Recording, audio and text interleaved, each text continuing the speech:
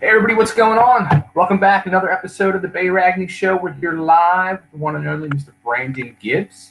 Thank, Before we talk to Brandon about his new single, I just want to tell everybody about Bombers and Sleeves, our official sponsor. They are the lifestyle apparel brand, and they're dedicated to bringing you the war on self-doubt. This is for the bold, the fearless, and the authentic souls who never back down, and they wear it all on their sleeves. Bomb your boundaries and shop Bombers and Sleeves today at bombersandsleeves.com. And here he is, the man, the myth, and soon-to-be legend, the one and only, Mr. Brandon Gibbs. What's going on, dude? hey, brother, thank you for having me on your program. Absolutely, man. So, it's funny, when I start doing the research and all this stuff, and, there's things I knew about you, of course, that everybody knows about you, but something I saw, and it's funny because we are quote-unquote Facebook friends, but are you living in Nashville? Did you move out of Nashville, or? So after Devil City got signed, the work while we were in Nashville for about 3.5 years, and Devil City got signed, and we had an infant, and in fairness to my wife, the workload that she had was immense because I was gone so often, and I was raised close to my grandma and grandpa and my cousins and things like that. And so I kind of said goodbye to my social life and went off the grid to make sure my daughter has the exact same experience that I had. So I'm no longer in Tennessee. My baby was born there. Tennessee has my heart, always will. But I'm a little bit off the grid. Probably not a bad way to go, though. No, it's just one of those things. I have a lot of friends there, but I have a baby, and it's just one of those things. I had to pick what we're going to do, and it had to be with with family to help, and I could not thank them enough for the help they give us.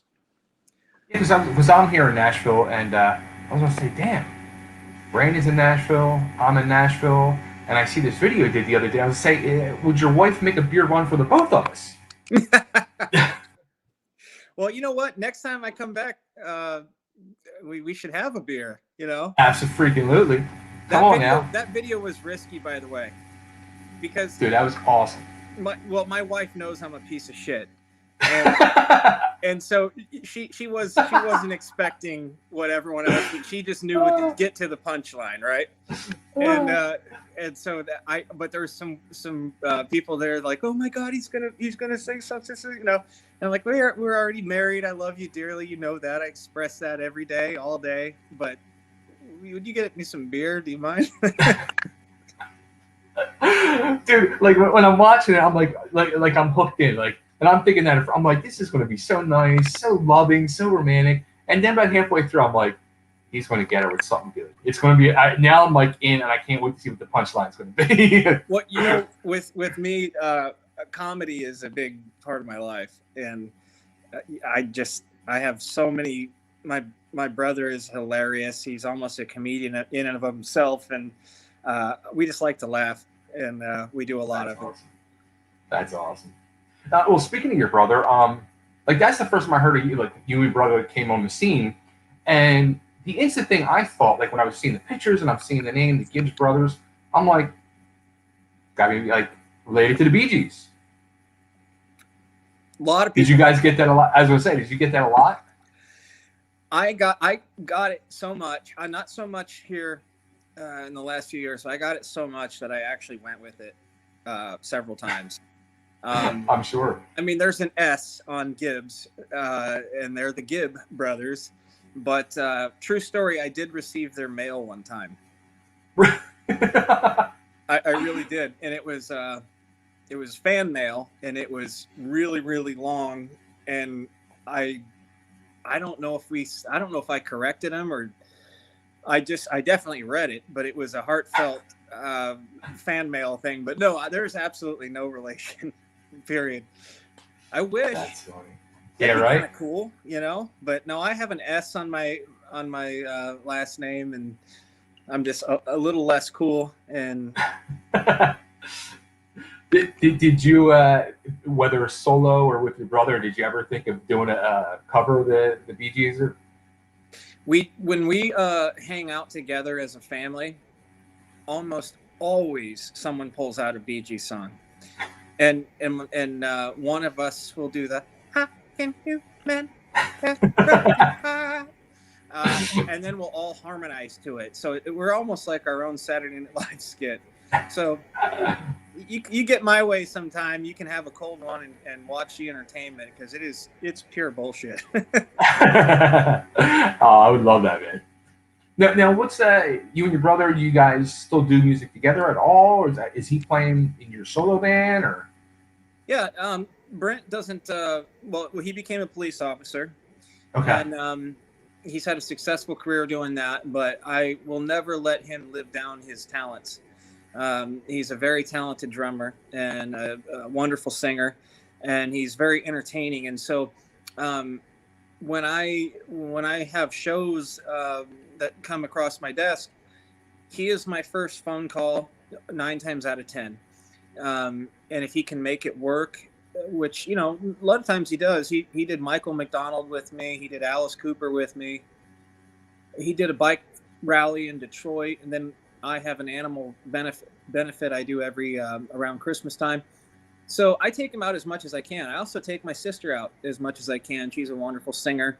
Doesn't want anything to do with the music business. Nothing against the business. She just has a different path. She likes being a mom, staying at home.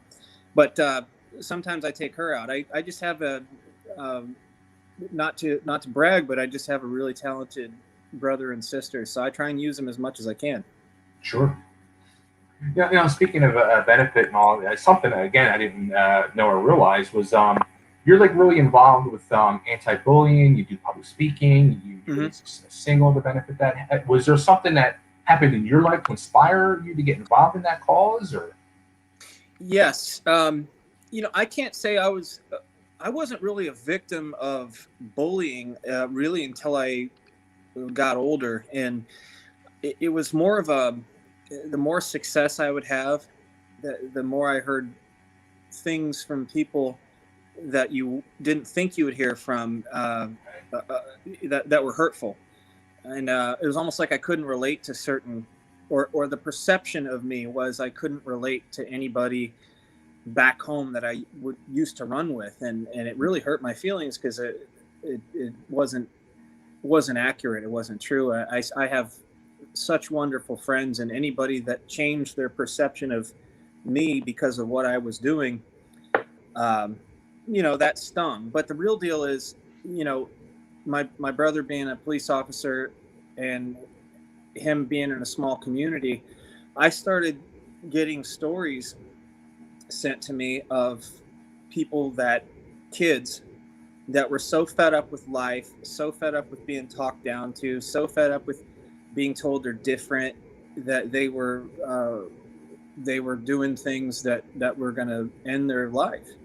And I remember this picture. I can't get it out of my mind. There was a young lady that was bullied so bad, and she made one last picture for her father and sent it to him. And thankfully, he got to her and got her to the University of Iowa.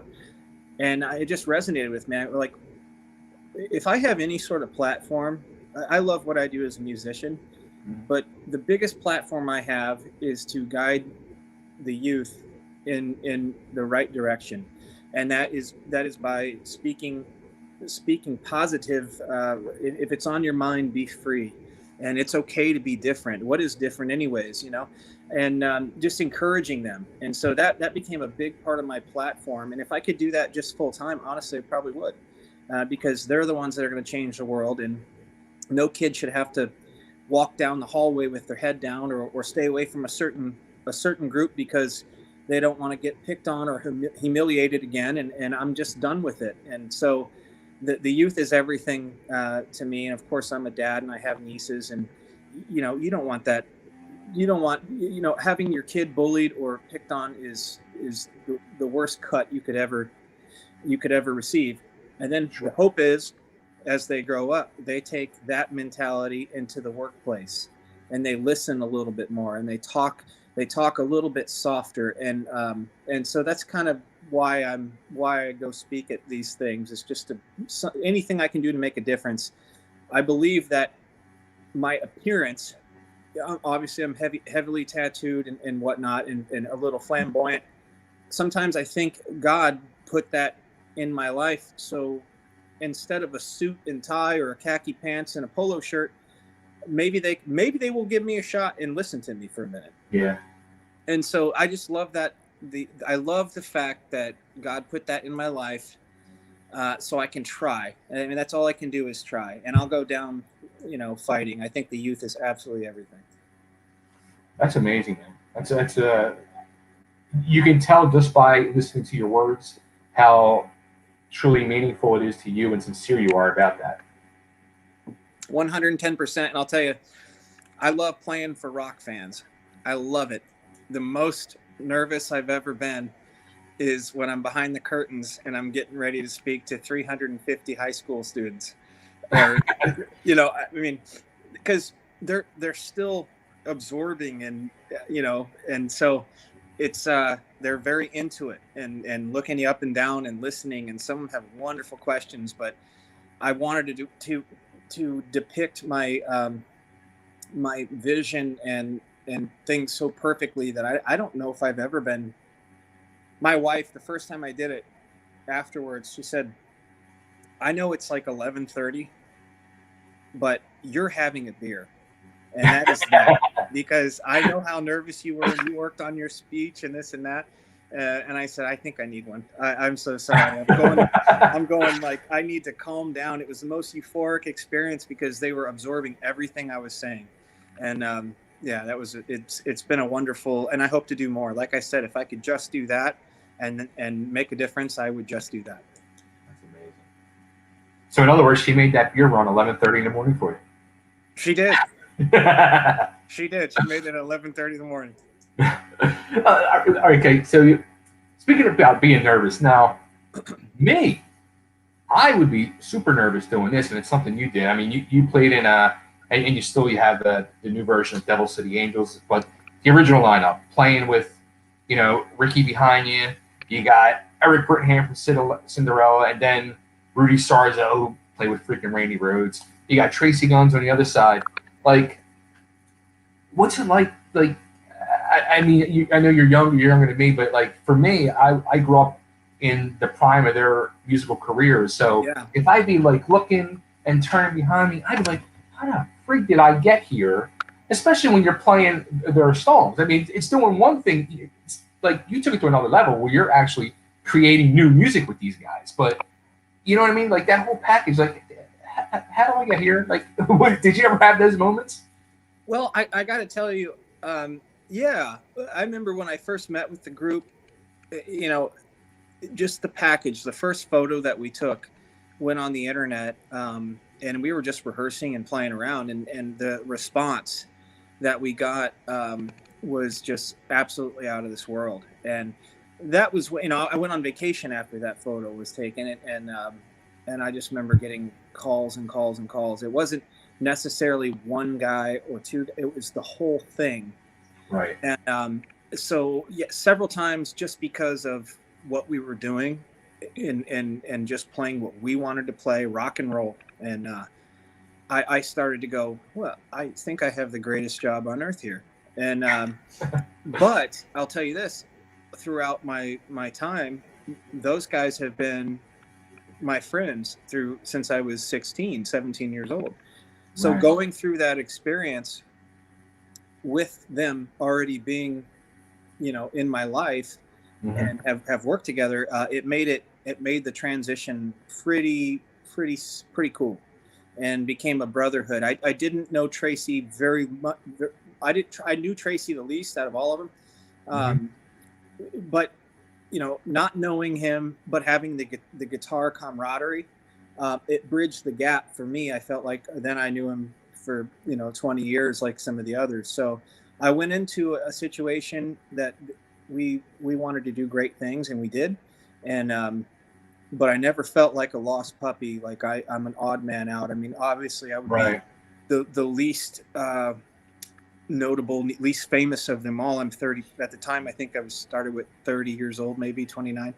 Um, so it was cool, man. You know, playing those songs, and it's one of those things. You start a Poison song with the members of Poison. I did that too. Yeah. You see people light up, and you kind of get to feel what they feel night after night, creating a piece of work that resonates for years and years. And Mhm. it was not so much who I was standing on stage with, but the content that we were putting out and Yeah. the reaction that we would get. And it still happens to this day when we do things together. Yeah. Speaking of that, when you did that with the Poison guys, on one hand, it's like the way I looked at it was like, this is great. Like those three guys deserve to go out and play, and have some fun too, just as much as Brett deserves to. And Sure. then I felt looked at it from your point of view too, and I was kind of like, it's a great situation for you. It's a fun time. It's a good gig. But then I looked at it on the flip side. I was like, it almost kind of like I felt like did it put you in a bad situation? With like I don't know if there was an issue with like maybe Brett being pissed or et cetera, because those guys are doing it and it's putting you in the middle. Well, I mean, there's no weirdness. Brett is also a friend of mine. Okay. And I went out with him and helped with a weekend. I think Pete Evick, his wonderful guitar player and friend, he had to open a store, and so one of his candle stores, and so he asked me to fill in. And if there was any weirdness, I would have known right away. And Sure. Brett has been nothing but just amazing as a friend, and he's an influence of mine, not just musically, but the way he is an entrepreneur and chases ideas down. So if there was any back and forth between anybody, I didn't hear it, and I thank God I didn't hear it, because that would really be awkward, because the four of them are my friends. I know I always looked at it this way, and this is how it was explained to me. Brett has a very successful solo career, and it means a lot to him, and of course Poison means a lot to him, but the other three guys want to go play music. Sure. I think there's a happy medium, and we won't ever call it Poison. Sometimes Sure. people do, just because it's confusing to explain it all. Yeah. But it was the special guest. It was a group that we created, and we just go crash parties, and that's kind of what we did. A lot of people that would come to these 80s, the handful of shows we did, one was a Metal Mayhem Jam or whatever.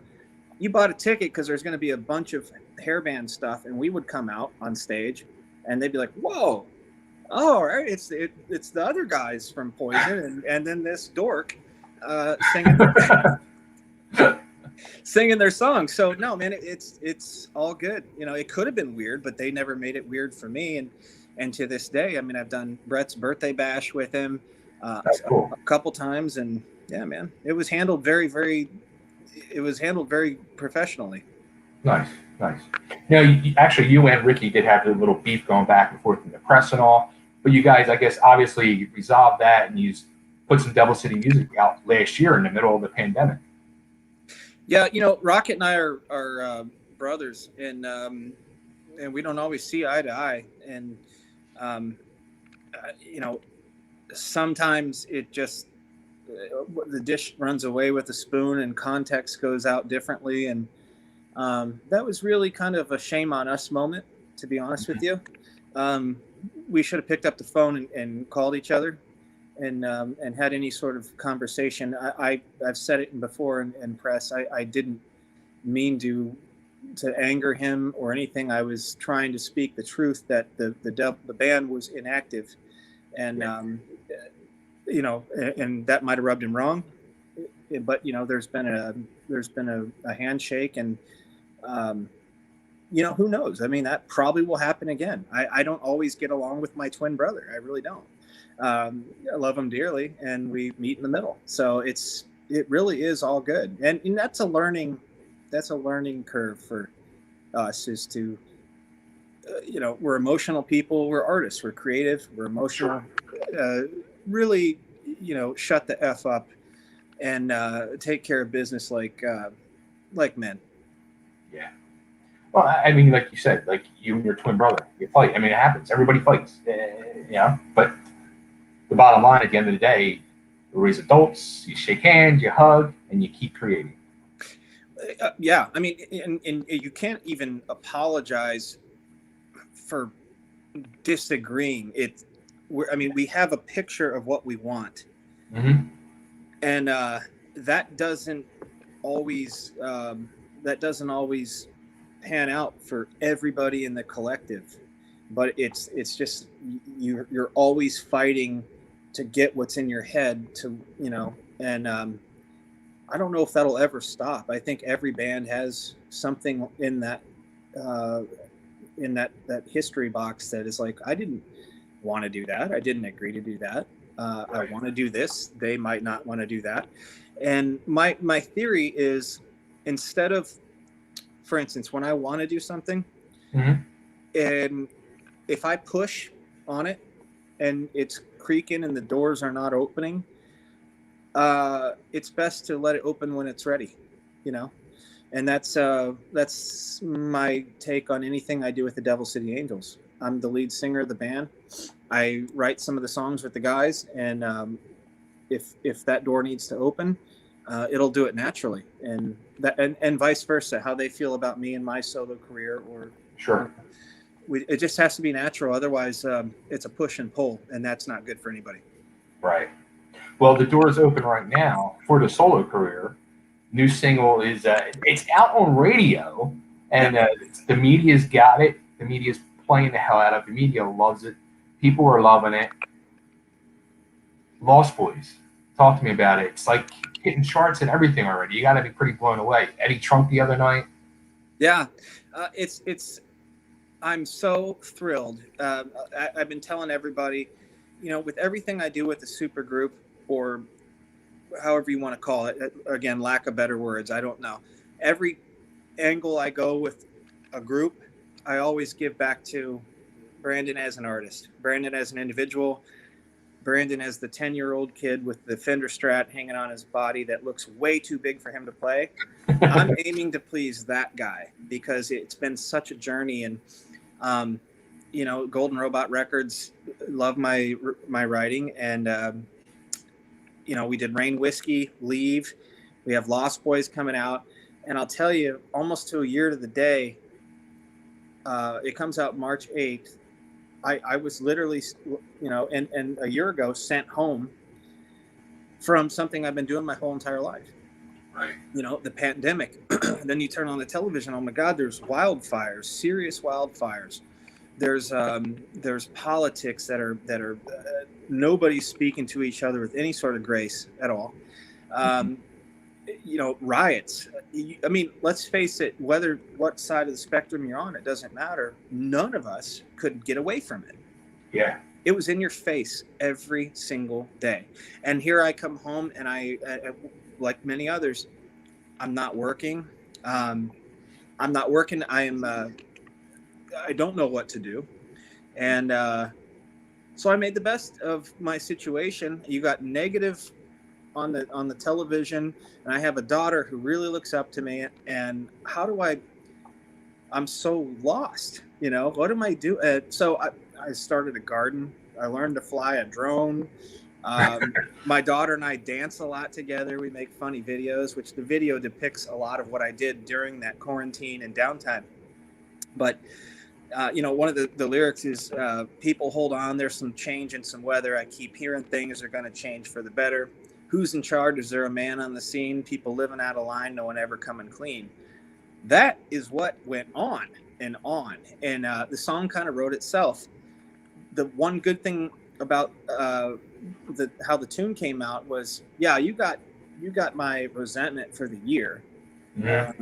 It's my job as an artist to put feelings on paper that you can relate to, I can relate to, and but I also got to get in touch with my guitar playing self and be a little more aggressive and nasty, and in a way that the guitar parts kind of have their own hook, right along with the chorus of the song. So it just came together just right, and I hope that song is the voice of whether you're a fan of music, whether you're the artist. Um, my wife is a first responder. Her life changed all of a sudden when she goes to work. She's literally in almost a TSA situation just to get to her front desk. Everybody felt something, and that's when this comes together, and that's my job, and I take it very serious. And I think that song depicts a lot of our thoughts, if nothing else. The one thing that really kind of shocked me, like when I read it, was you said this about the song yourself, that it's the most fed up, hook to the jaw song that you've ever written. It's Yes. like, wow, I mean, you've been doing music for probably 20 years, like you're saying now, or more, and it's like, wow, like it's amazing what 2020 did to people, and for you to actually admit that, I mean, that's pretty powerful. I like I have a rule in songwriting. I won't write about things I don't know about. A lot of people can write songs and have an imagination and create something that is believable, I guess. When I sing my stuff, there has to be a conviction. I have to have gone through it, even if it's condescending. Like some of Devil City stuff is a little more cocky, but I guarantee you I've been through it and or have dealt with it. And my solo material, I'm a storyteller in a sense. Like October 24, His Name is about my daughter's cousin who passed away, an infant. And what do we've all been to funerals. When you go up to the line, what the hell do you say to a family? You're thinking about what you would say, but you can't say nothing when there's a baby in a coffin, in a casket, and then what does the family, what are they thinking? One of the lines is, "Don't say I'm sorry for your loss. I mean, he had a name. Oh God, I didn't mean to yell, but I'm going through some hell and my life's just not the same." I think everybody feels that at some point. Absolutely. Yeah. And as hard as it may be, and as true, as true as those feel, you can relate. Good, bad, or ugly. If it was a bad situation, God, I'll tell the truth about it, and because I've been there and I've been through it. So that's kind of how I approach writing solo Brandon Gibbs stuff. I'm a little bit more spiritual, and yeah. Dude, I'll tell you what, like you were just saying about that thing that you had to go through, and I'm sure everybody feels that same way and thinks that too. Like, when you're going through, when you're at a viewing service, funeral service, and you have to go up and to the family, it's like, I'm sure everybody's in their head saying that same exact thing. Like, saying I'm sorry for your loss, it feels so like it's not enough. Yeah, it's not enough. But as humans, we don't have the words to blanket the whole entire situation. Yeah, we don't, and that's life. You can't. How do you cover all grounds? And so the song is His Name, and eventually, the person that's mourning, the mom or the dad or whoever, the brother, sister, eventually just says, "Just say his name." For instance, if his name's Dalton, yeah, just say it, and that's that was a tough song. It wrote itself, but you got to go to a place that's tough to go to get those lyrics and stuff. absolutely. Now back to Lost Boys. Is that the way you truly have felt in the last year, like a lost boy? For certain. Yeah. Absolutely, for certain. I have one. I'm humbled. You realize how good you have it. You're flying around with your guitar and playing music. That's a wonderful gig. It takes a lot to get to that point, but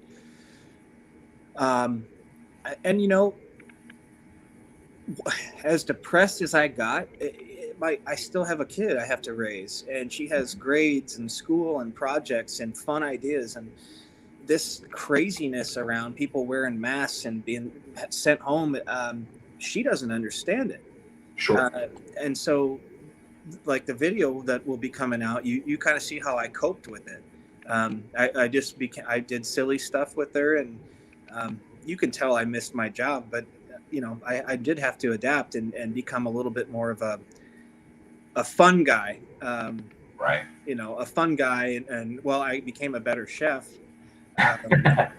So yeah, it totally different. Lost is a great, totally lost. Not knowing when it's going to come back. I thought for a second, this will happen for a little bit. I'll enjoy my break, and then it went on and on and on. Right. Now, you mentioned, you have to deal with Golden Robot, and you've released some previous singles to them. Is there going to be a full length at any point? Is it just going to do some singles? Absolutely. My deal with them right now is, they're fans of my writing.